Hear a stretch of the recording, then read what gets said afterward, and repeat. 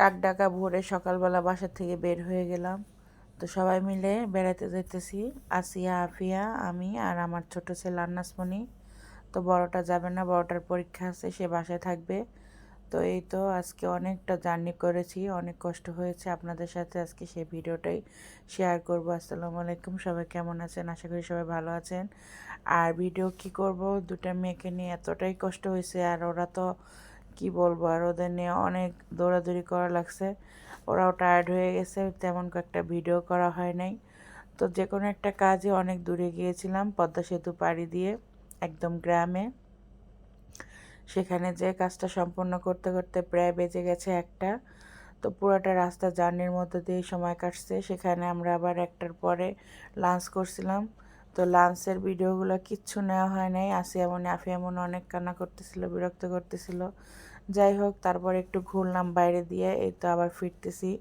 দেখেন, এটা হলো পদ্মা সেতুর উপর দিয়ে। আমি তো কোনোভাবে ভিডিও করতে পারিনি। ছোট ছেলেকে বললাম যে একটুখানি ক্লিপ নাও, দেখো পারো কি না।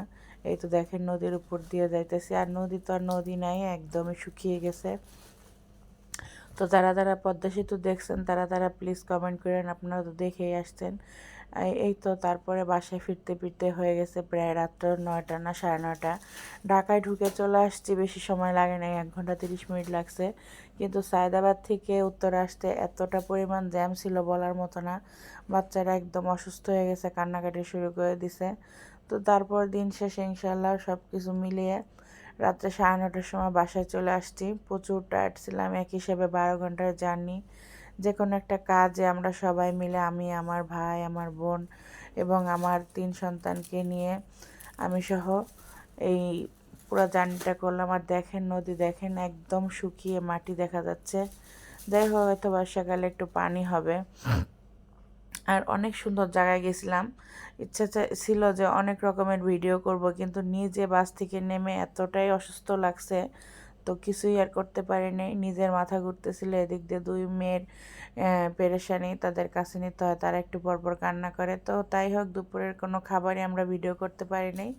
তারপর রাত্রে বাসায় আসার সময় বাইরের থেকে এই যে গরুর বিরিয়ানি নিয়ে আসছি। তো এটাই সবাই মিলে পরে খাইলাম। আর দুপুরবেলা আমরা আলহামদুলিল্লাহ অনেক মজার মজার খাবার খাইছিলাম। খাসির মাংস, মুরগির মাংস, গুঁড়া মাছ, লাউ দিয়ে চিংড়ি। আসলে এগুলো কিচ্ছুই আপনাদের সাথে শেয়ার করতে পারি নাই। তো এই হয়েছে অবস্থা। তো সব কিছু মিলে আলহামদুলিল্লাহ লাস্ট পর্যন্ত বাসায় আসতে পারছি। আপনাদের দোয়া ছিল, আল্লাহ রহমত ছিল।